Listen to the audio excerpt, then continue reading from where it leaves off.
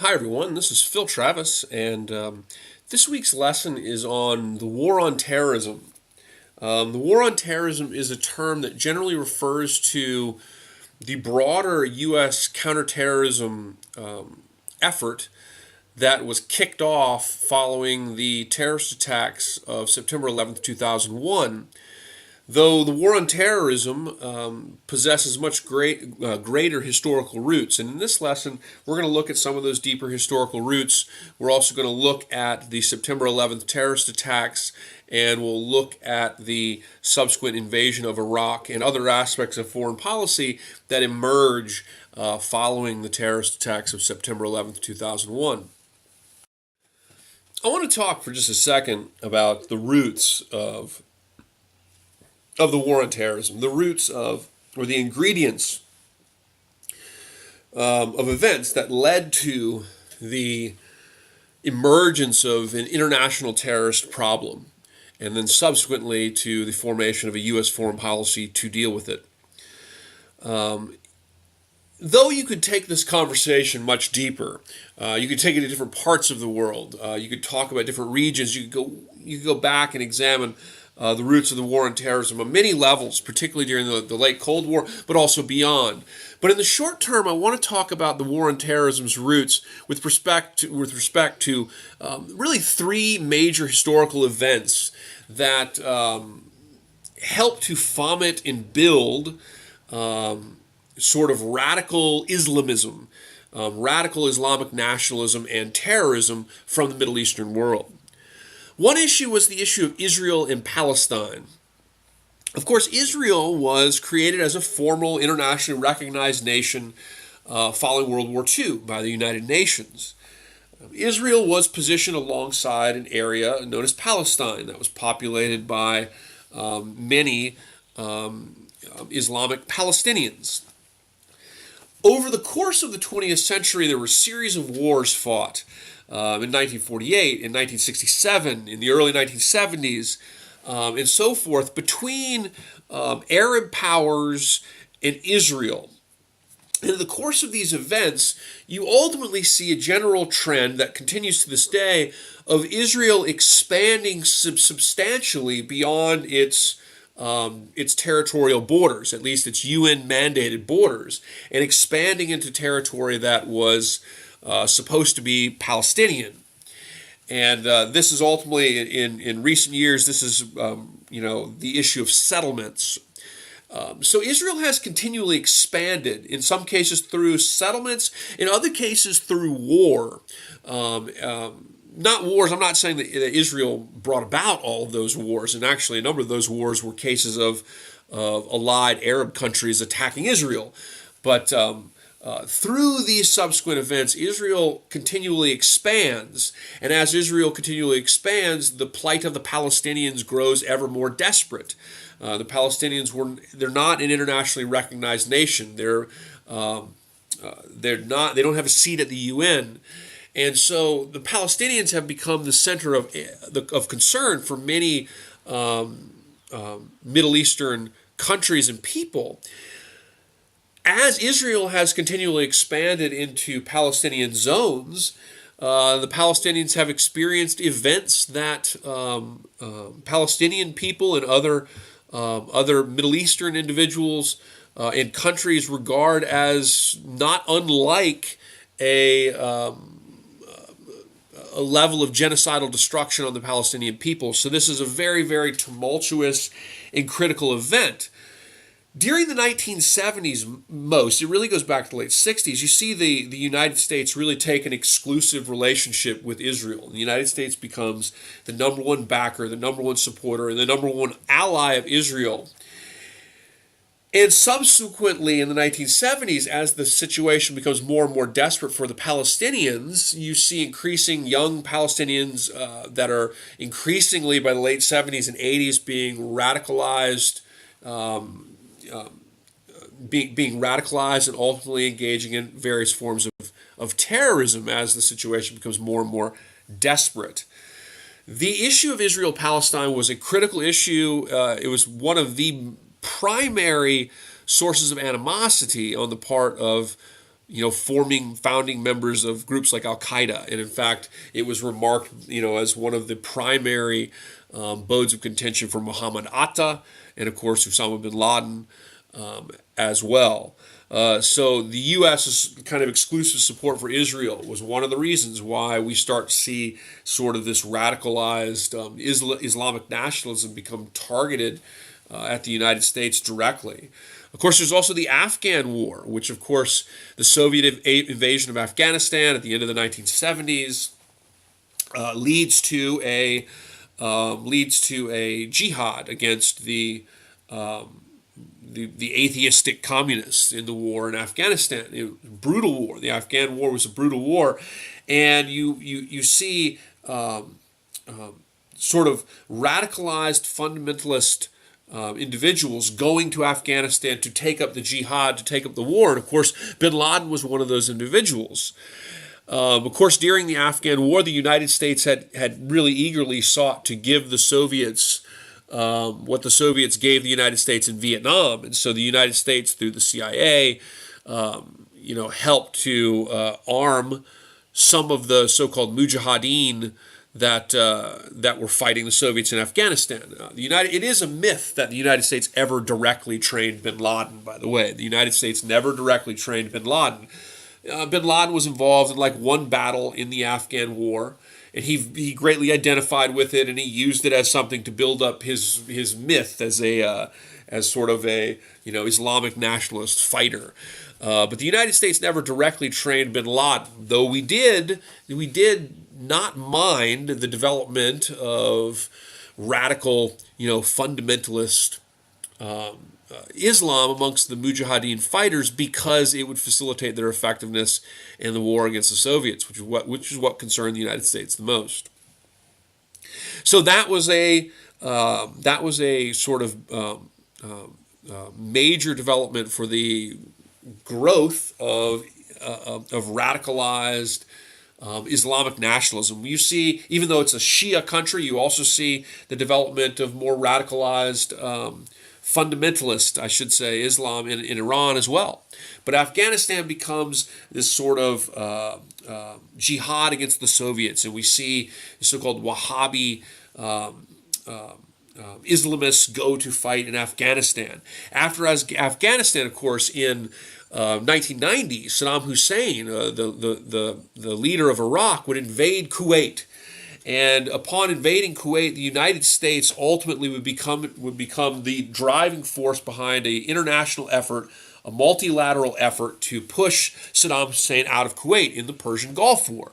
And of course, we see pictured here George H.W. Bush meeting with U.S. troops in Saudi Arabia in 1990 in Operation Desert Shield. Eventually, Operation Desert Storm would begin at the beginning of 1991 as Saddam Hussein would be pushed out of Kuwait. The positioning of American forces in Saudi Arabia was a huge issue for fundamentalist Wahhabi, Islamists like bin Laden. And so Afghanistan was in some ways a training ground for future terrorist groups. Israel-Palestine became one of the fundamental bodes of contention, as well as a place that produced the sort of radicalized Islamic nationalism. In the Persian Gulf War because it was right there in Saudi Arabia, in the Holy Land, if you will, the Persian Gulf War became another critical sort of bode of contention that encouraged the formation of a really, really anti-American, fundamentalist Islamic nationalism. It should be noted, too, that Saddam Hussein was not viewed as an ally of bin Laden. In fact, bin Laden hated Saddam Hussein. It's kind of a strange irony of the U.S. Persian Gulf War that, and the Iraq War for that matter, more I suppose, that Saddam Hussein was actually, from bin Laden's perspective, one of his arch enemies.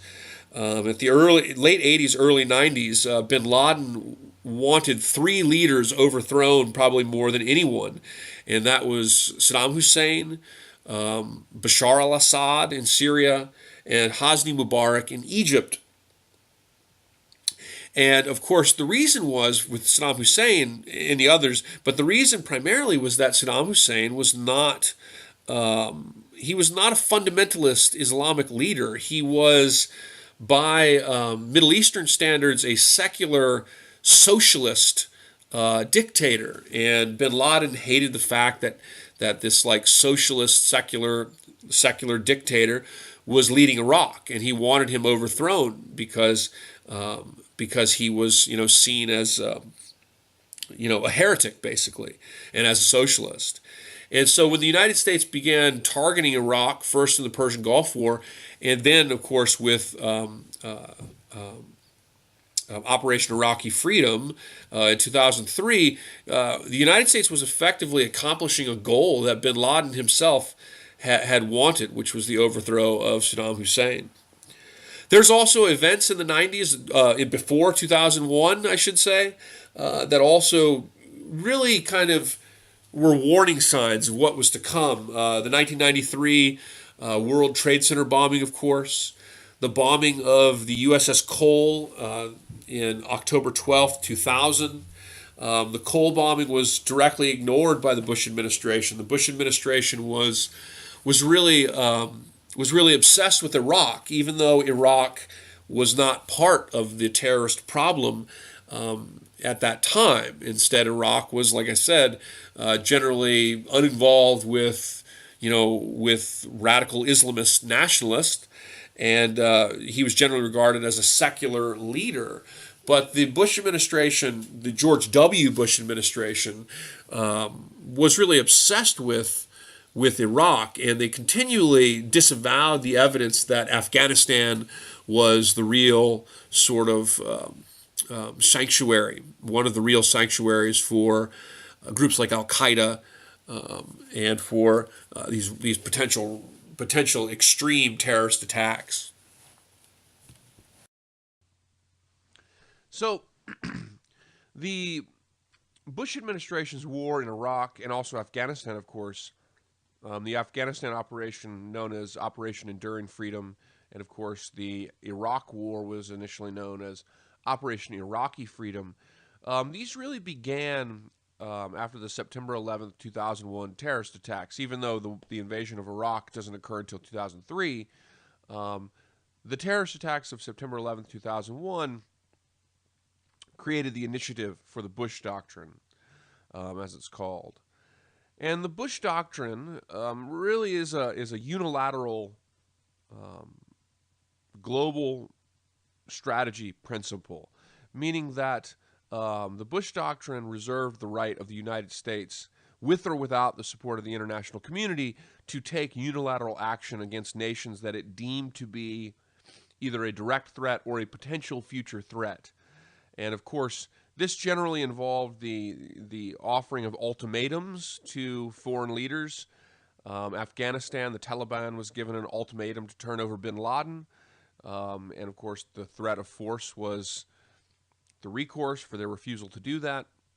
And of course, the Bush administration also placed an ultimatum on Saddam Hussein to leave the country before the invasion of Iraq. And so the Bush Doctrine amounted to the assertion of an ultimatum, a threat to a particular leadership, and the use of preemptive and or unilateral military force against that particular state and government.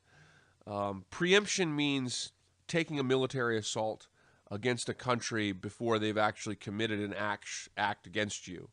Of course, the case of Iraq, the Saddam Hussein administration may not have been a great leadership, but of course, Saddam Hussein in Iraq was well known, was not involved in the terror attacks of September 11th.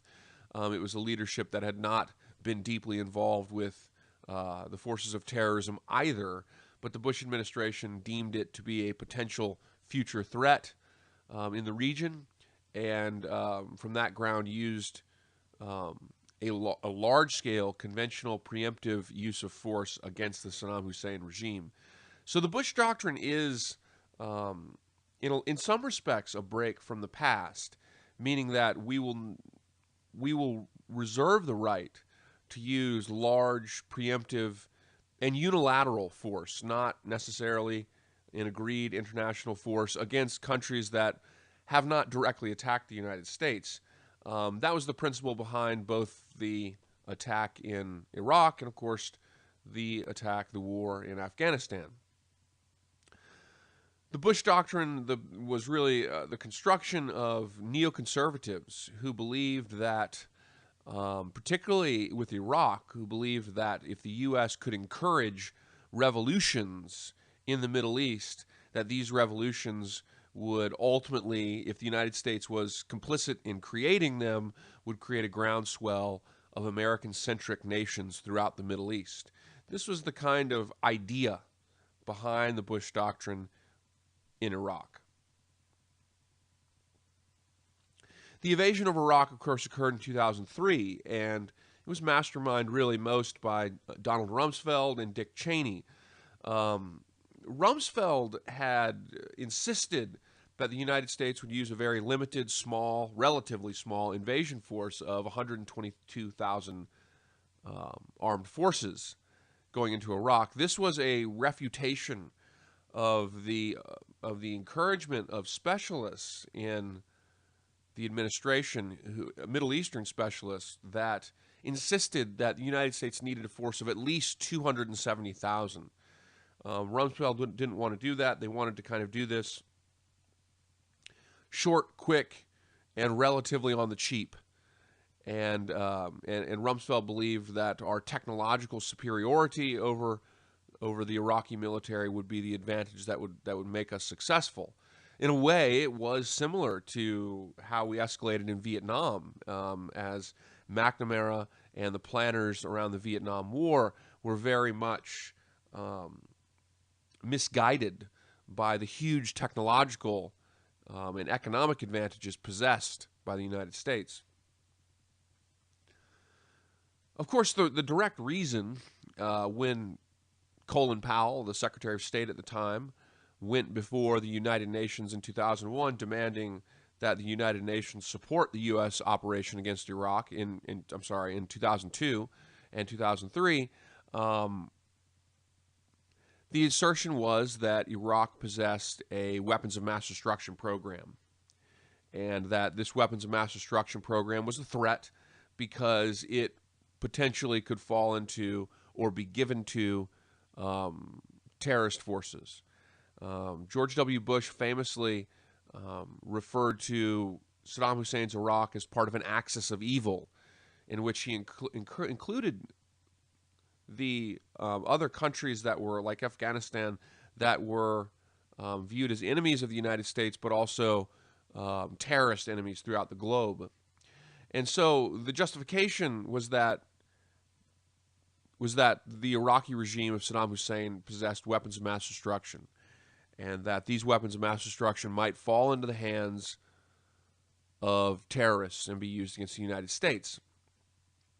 Of course, in hindsight, there was a lot of misjudgment on the part of the Bush administration's leadership and a lot of failures of intelligence. Saddam Hussein, the sanctions that had been in place since the Persian Gulf War in 1991, Saddam Hussein's regime had really been crippled largely economically and militarily, and there was really no weapons of mass destruction program to speak of. Certainly not one that was an impending threat. In addition, Saddam Hussein, just by the way, Saddam Hussein was not ever he was not a kind of Islamic religious kind of leader. Saddam Hussein was a secular leader in the Middle East, and actually he was not close friends with jihadist movements. But nonetheless, we were misguided in terms of the scale of, we being in the United States, the scale, if any, of Saddam Hussein's weapons of mass destruction program.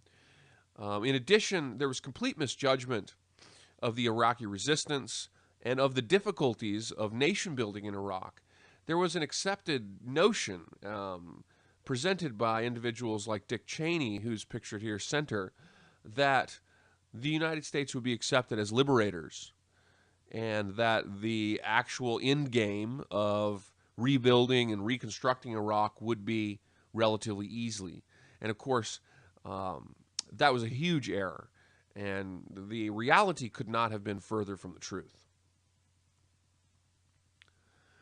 Of course, in 2004, George Bush famously, or infamously really, George Bush rather infamously, because the worst part of the war was to come. In 2004, aboard an aircraft carrier in the Persian Gulf, George Bush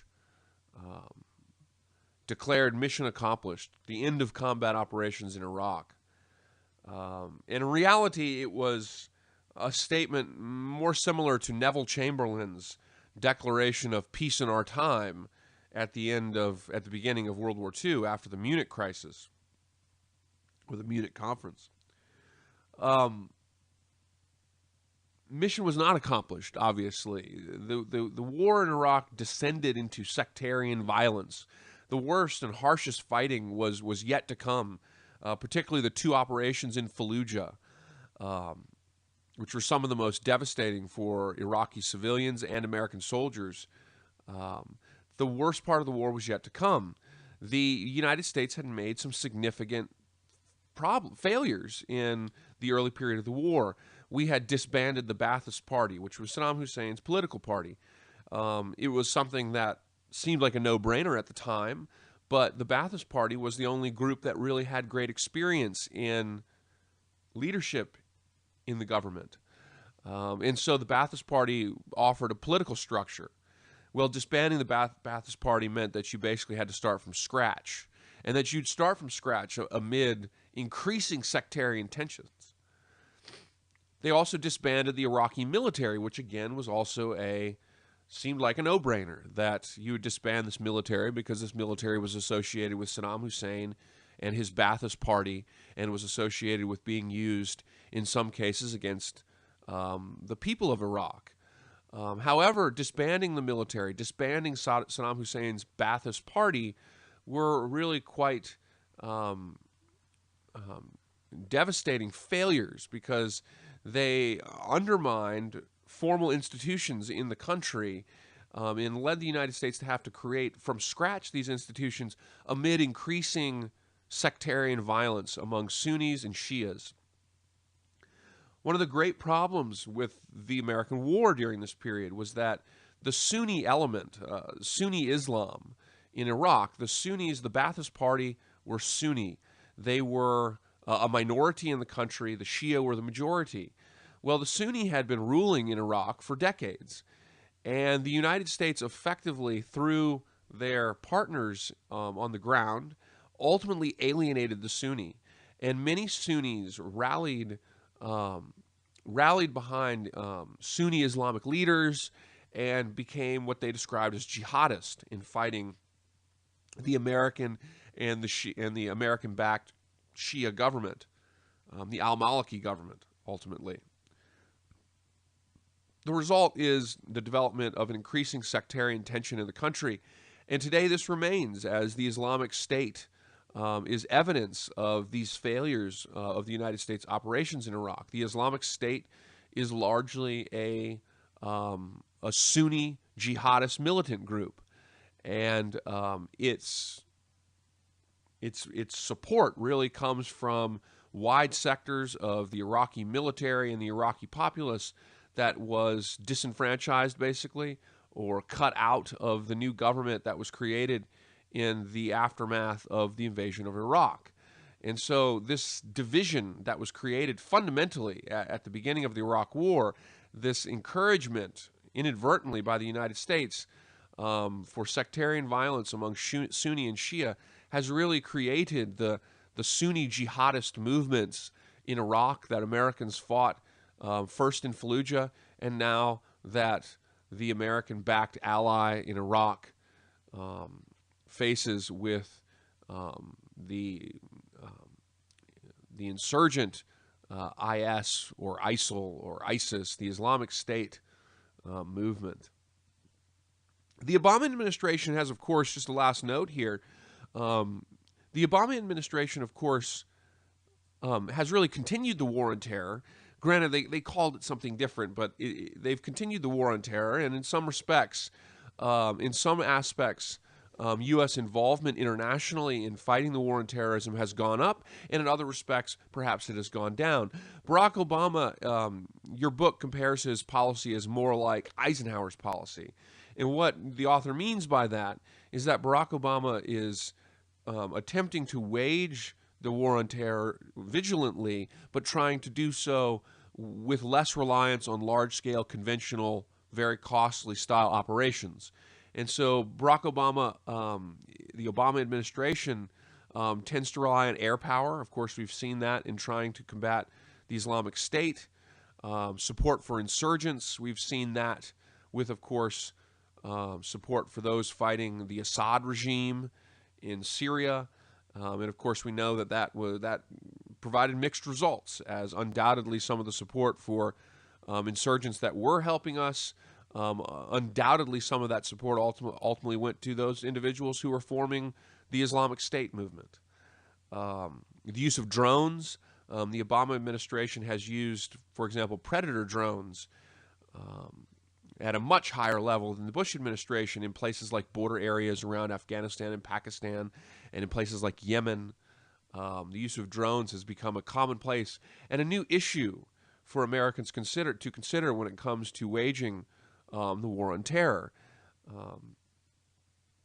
Of course, also, the Obama administration has relied on military advisors in places like Afghanistan and Iraq.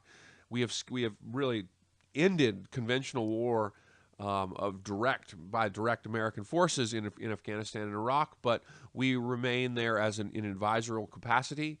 And of course, we've increased our advisors in Iraq fighting ISIS, and it seems quite possible that in the future we might see American boots on the ground fighting ISIS in Iraq if the U.S. supported Iraqi military is unable to stop ISIS. And of course, right now we have major operations going on in places like Tikrit, which of course was Saddam Hussein's hometown and is one of the strongholds close to Baghdad held by IS militants. I'd also note that the war in Iraq has really, the war in Iraq is part of a new global war on terrorism. And the war in Iraq is part and parcel to really an expanded status of irregular war throughout the globe, whether in Afghanistan, whether in Pakistan, whether in Yemen, whether in North Africa, places like, of course, Libya. There are irregular, or of course you hear about Boko Haram in Nigeria, and of course Mali had a huge Al-Qaeda uprising a few years ago. Terrorism as a problem since the beginning of the war on terror has not slowed down. In fact, it's increased. And critics of the Bush administration's policies, when the war in Iraq began in 2003, critics of these policies insisted that these policies were going to create more terrorists and that it was going to create greater problems in the world. And it appears that, to at least some degree, those individuals were correct. Today, the terrorist problem is more widespread and more destructive in more areas than was ever imagined before, as it is seen quite intensely in parts of the Middle East, in parts of Central Asia, in parts of Africa, North Africa. It is a very significant problem, and the usage of military force has been unable to solve that problem. Of course, the war on terrorism as this global irregular war, a war that, in which militants gain recruits over the internet, in which people travel throughout the globe, for example, in some cases to fight with ISIS in the Middle East. The war on terrorism also has bled over to some cases in domestic societies in the Western world. And for this reason, it's come hand in hand with a marginalization of certain civil liberties in the United States. Of course, the United States today, we know all about the NSA operations, Americans today are under a closer surveillance by their leadership than at any other point in the country's history. Um, and of course, certain amendment rights, whether it is the Fifth Amendment, your right to habeas corpus, or your Fourth Amendment rights to be free from illegal searches and seizures, these types of things, or your right to privacy, which is interpreted throughout elements of the Constitution and the Bill of Rights.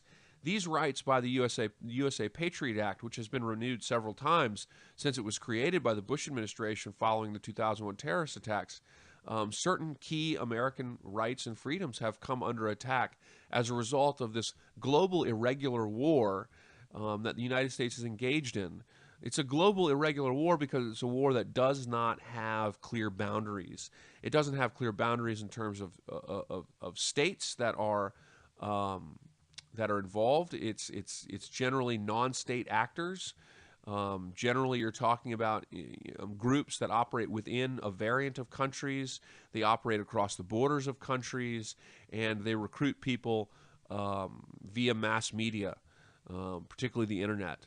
And so it's a new kind of war, and it's one that we have yet to really get a handle on how to succeed at. Anyway, guys, let's have a great week. Last week, week 10, I hope this stuff is helpful, and it's been a great term. So I hope you guys have also gotten something out of the term. All right, thanks.